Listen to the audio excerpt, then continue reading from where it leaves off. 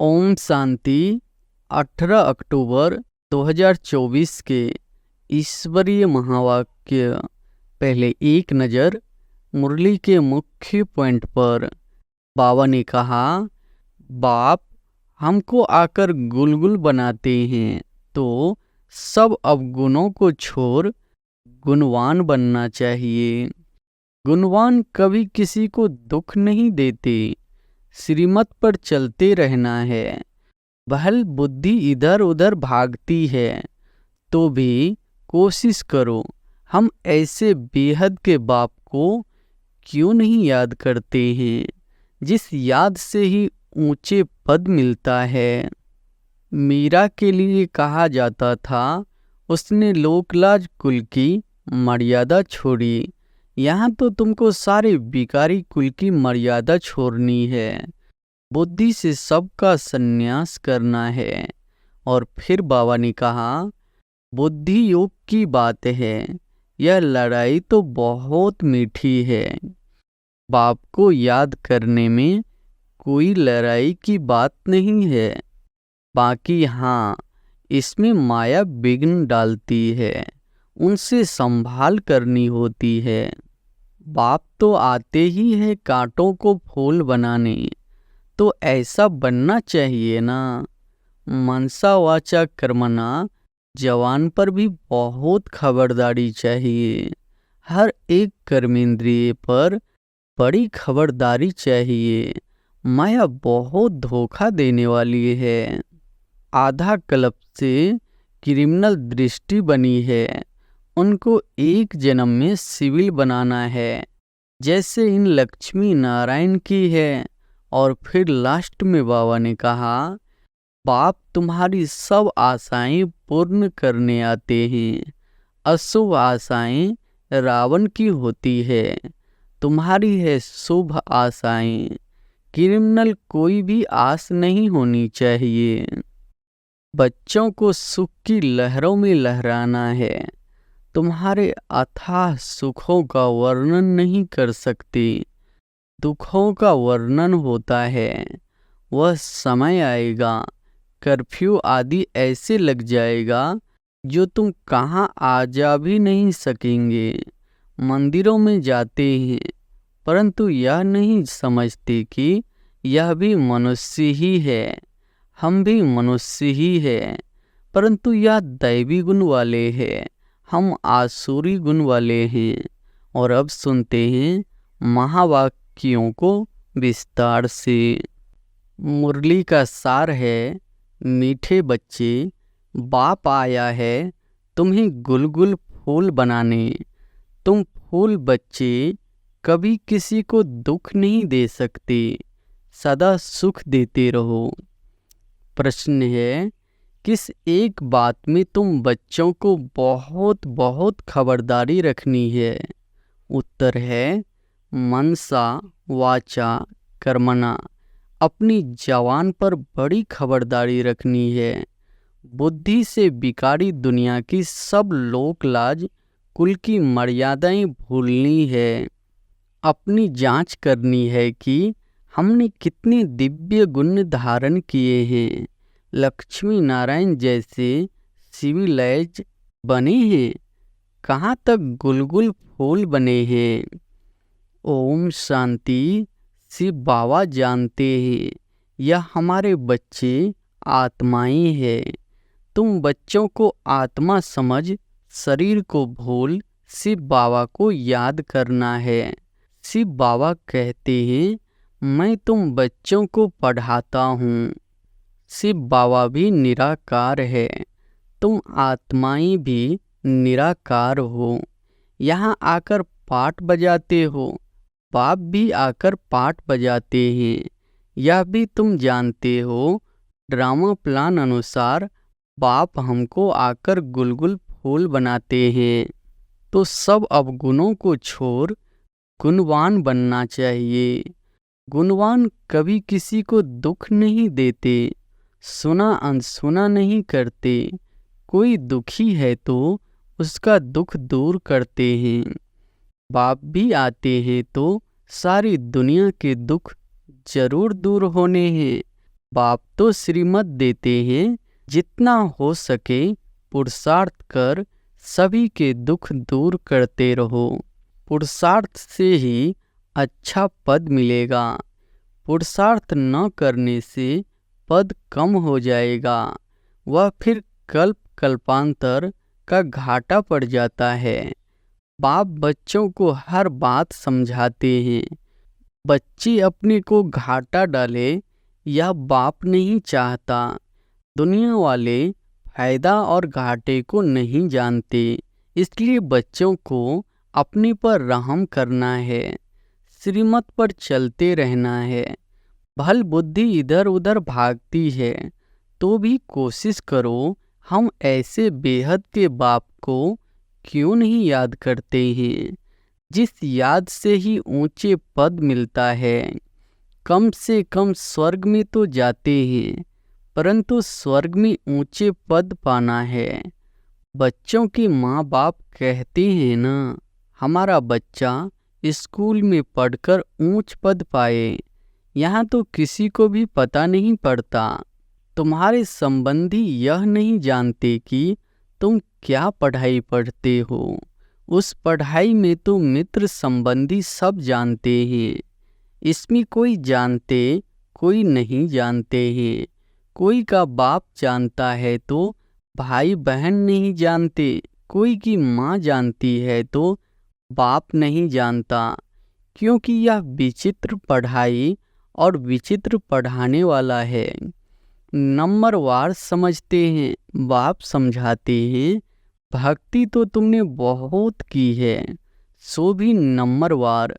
जिन्होंने बहुत भक्ति की है वही फिर यह ज्ञान भी लेते हैं। अब भक्ति की रस्म रिवाज पूरी होती है। आगे मेरा के लिए कहा जाता था, उसने लोकलाज कुल की मर्यादा छोड़ी। यहाँ तो तुमको सारे बिगाड़े कुल की मर्यादा छोड़नी है।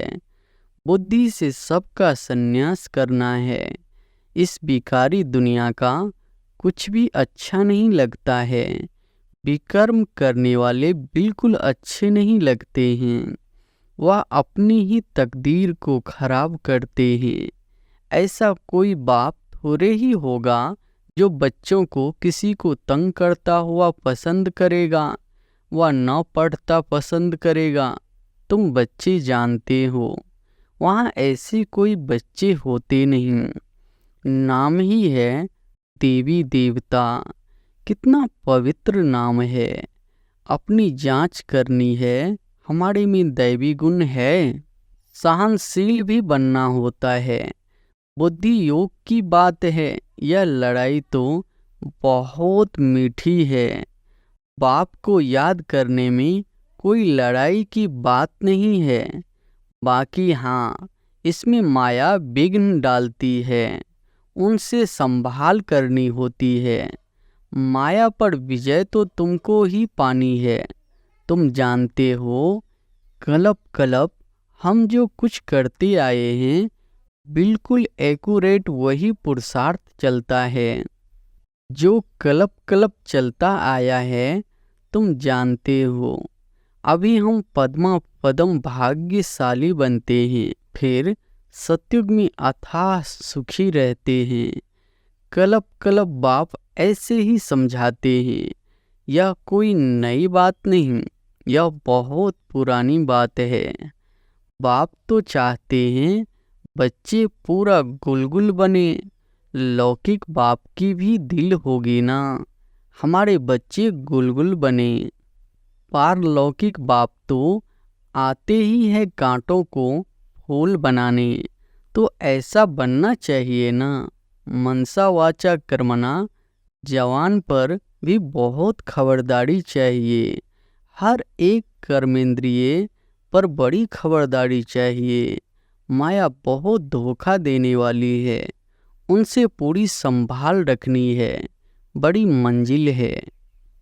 आधा कल्प से क्रिमिनल दृष्टि बनी है, उनको एक जन्म में सिविल बनाना है, जैसे इन लक्ष्मी नारायण की है। यह सर्वगुण संपन्न है ना, वहाँ क्रिमिनल दृष्टि होती नहीं। रावण ही नहीं, यह कोई नई बात नहीं। तुमने अनेक बार यह पद पाया है।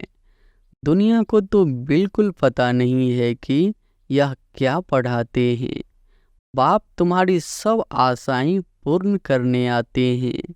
अशुभ आशाएं रावण की होती है। तुम्हारी यह शुभ आशाएं क्रिमिनल कोई भी आस नहीं होनी चाहिए। बच्चों को सुख की लहरों में लहराना है। तुम्हारे अथाह सुखों का वर्णन नहीं कर सकते। दुखों का वर्णन होता है, सुख का वर्णन थोड़े ही होता है। तुम सब बच्चों की एक ही आशा है कि हम पावन बने। कैसे पावन बनेंगे, सो तो तुम जानते हो कि पावन बनाने वाला एक बाप ही है। उनकी याद से ही पावन बनेंगे। फर्स्ट नंबर नई दुनिया में पावन या देवी देवता ही है। पावन बनने में देखो ताकत कितनी है। तुम पावन बन पावन दुनिया का राज्य पाते हो। इसलिए कहा जाता है इस देवता धर्म में ताकत बहुत है। यह ताकत कहाँ से मिलती है?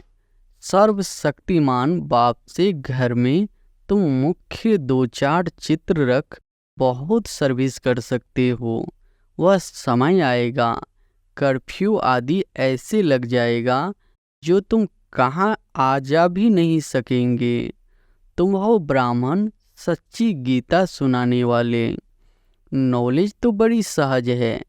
जिनके घर वाले सब आते हैं, शांति लगी पड़ी है, उन्हों के लिए तो बहुत सहज है। 2-4 मुख्य चित्र घर में रखे हो। यह त्रिमूर्ति, गोला, जहार और सीढ़ी का चित्र भी काफ़ी है। उनके लिए साथ गीता का भगवान श्री कृष्ण नहीं, वह भी चित्र अच्छा है। कितना सहज है। इनमें कोई पैसा खर्च नहीं होता। चित्र तो रखे हैं, चित्रों को देखने से ही ज्ञान स्मृति में आता रहेगा। कोठरी बनी पड़ी हो, उसमें भले तुम सो भी जाओ, अगर श्रीमत पर चलते रहो तो तुम बहुतों का कल्याण कर सकते हो। कल्याण करते भी होंगे, फिर भी बाप रिमाइंड कराते हैं ऐसे ऐसे तुम कर सकते हो। ठाकुर जी की मूर्ति रखते हैं ना, इसमें तो फिर है समझाने की बातें। जन्म जन्मांतर तुम मूर्ति मार्ग में मंदिरों में भटकते रहते हो, परंतु यह पता नहीं है कि यह है कौन। मंदिरों में देवियों की पूजा करते हैं, उनको ही फिर पानी में जाकर डुबोते हैं। कितना अज्ञान है। पूज्य की पूजा कर फिर उनको उठाकर समुद्र में डाल देते हैं। गणेश को, माँ को, सरस्वती को भी डुबोते हैं। बाप बैठ बच्चों को कलप कलप यह बातें समझाते हैं, रियलाइज कराते हैं तुम यह क्या कर रहे हो। बच्चों को तो नफरत आनी चाहिए, जबकि बाप इतना समझाते रहते हैं। मीठे मीठे बच्चों, तुम यह क्या करते हो। इनको कहते ही है विषय वैतरणी नदी। ऐसे नहीं, वहाँ कोई सीर का सागर है, परंतु हर चीज़ वहाँ ढेर होती है। कोई चीज़ पर पैसे नहीं लगते। पैसे तो वहाँ होते ही नहीं है। सोने के ही सिक्के देखने में आते हैं, जबकि मकानों में ही सोना लगता है। सोने की ईंटें लगती है तो सिद्ध होता है वहाँ सोने चांदी का मूल्य ही नहीं। यहाँ तो देखो कितना मूल्य है। तुम जानते हो एक एक बात में वंडर है। मनुष्य तो मनुष्य ही है, यह देवता भी मनुष्य है, परंतु इनका नाम देवता है। उन्हों के आगे मनुष्य अपनी गंदगी जाहिर करते हैं। हम पापी नीच है, हमारे में कोई गुण नहीं है। तुम बच्चों की बुद्धि में एम ऑब्जेक्ट है, हम यह मनुष्य देवता बनते हैं।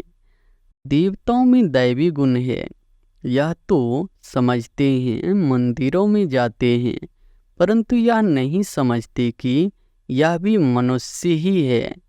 हम भी मनुष्य ही है, परंतु यह दैवी गुण वाले हैं, हम आसुरी गुणों वाले हैं। अभी तुम्हारी बुद्धि में आता है हम कितने नालायक थे। इन्हों के आगे जाकर गाते थे हम सर्वगुण संपन्न। अभी बाप समझाते हैं यह तो पास्ट होकर गए हैं। इनमें दैवी गुण थे, अथाह सुख थे, वही फिर अथाह दुखी बने हैं। इस समय सभी में 5 विकारों की प्रवेशता है। अभी तुम विचार करते हो कैसे हम ऊपर से गिरते गिरते एकदम पट आकर पड़े हैं। भारतवासी कितने साहूकार थे, अभी तो देखो कर्जा उठाते रहते हैं। तो यह सब बातें बाप ही बैठ समझाते हैं और कोई बता न सके। ऋषि मुनि भी नीति नीति कहते थे, अर्थात हम नहीं जानते। अभी तुम समझते हो वह तो सच कहते थे। न बाप को न रचना के आदि मध्य अंत को जानते थे। अभी भी कोई नहीं जानते हैं सिवाय तुम बच्चों के। बड़े बड़े सन्यासी महात्माएं कोई नहीं जानते। वास्तव में महान आत्मा तो यह लक्ष्मी नारायण है ना, एवर प्योर है। यह भी नहीं जानते थे तो और कोई कैसे जान सकते।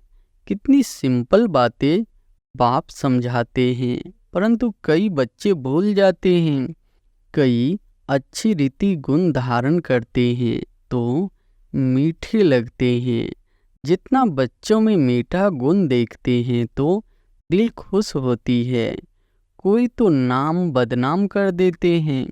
यहाँ तो फिर बाप टीचर सद्गुरु है, तीनों की निंदा कराते हैं। सत बाप, सत टीचर और सतगुरु की निंदा कराने से फिर टिरवल दंड पड़ जाता है।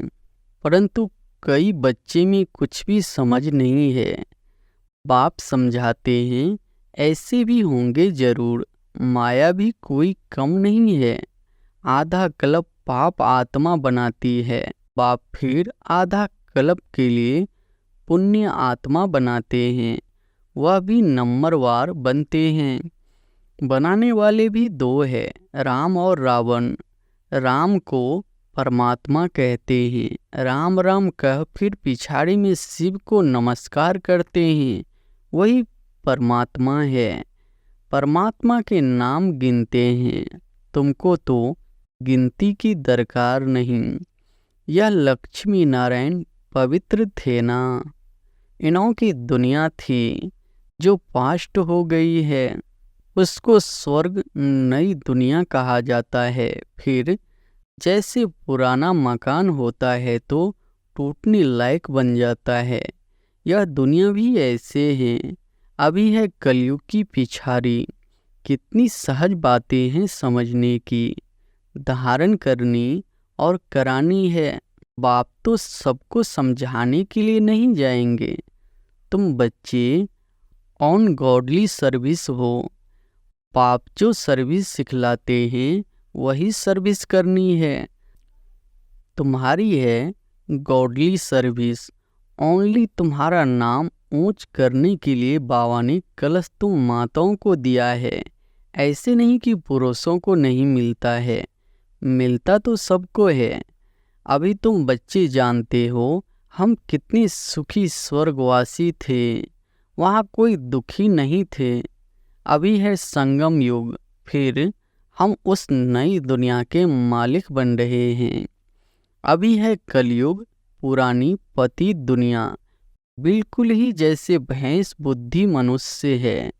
अभी तो इन सब बातों को भूलना पड़ता है। देह सहित देह के सब संबंधों को छोड़ अपने को आत्मा समझना है। शरीर में आत्मा नहीं है तो शरीर कुछ भी कर न सके। उस शरीर पर कितना मोह रखते हैं। शरीर जल गया, आत्मा ने जाकर दूसरा शरीर लिया तो भी 12 मास जैसे है हुसैन मचाते रहते हैं। अभी तुम्हारी आत्मा शरीर छोड़ेगी तो जरूर ऊंचे घर में जन्म लेगी। नंबरवार थोड़े ज्ञान वाला साधारण कुल में जन्म लेगा। ऊंच ज्ञान वाला ऊंच कुल में जन्म लेगा। वहाँ सुख भी बहुत होता है। अच्छा, मीठे मीठे सिकिलधे बच्चों प्रति माता पिता बाप दादा का याद प्यार और गुड मॉर्निंग। रूहानी बाप की रूहानी बच्चों को नमस्ते। धारणा के लिए मुख्य सार पहली पॉइंट है, बाप जो सुनाते हैं उसे सुना अनसुना नहीं करना है। गुणवान बन सबको सुख देना है। पुरुषार्थ कर सबके दुख दूर करने है। दूसरी पॉइंट है, विकारों के वश होकर कोई भी विकर्म नहीं करना है। सहनशील बनना है। कोई भी क्रिमिनल अशुद्ध विकारी आस नहीं रखनी है। वरदान है, शांति की शक्ति द्वारा असंभव को संभव करने वाले सहज योगी भव। शांति की शक्ति द्वारा असंभव को संभव करने वाले सहज योगी भव। शांति की शक्ति सर्वश्रेष्ठ शक्ति है। शांति की शक्ति से ही और सब शक्तियाँ निकली है। साइंस की शक्ति का भी जो प्रभाव है वह साइंस भी साइलेंस से निकले है। तो शांति की शक्ति से जो चाहो वह कर सकते हो। असंभव को भी संभव कर सकते हो। जिसे दुनिया वाले असंभव कहते हैं वह आपके लिए संभव है और संभव होने के कारण सहज है।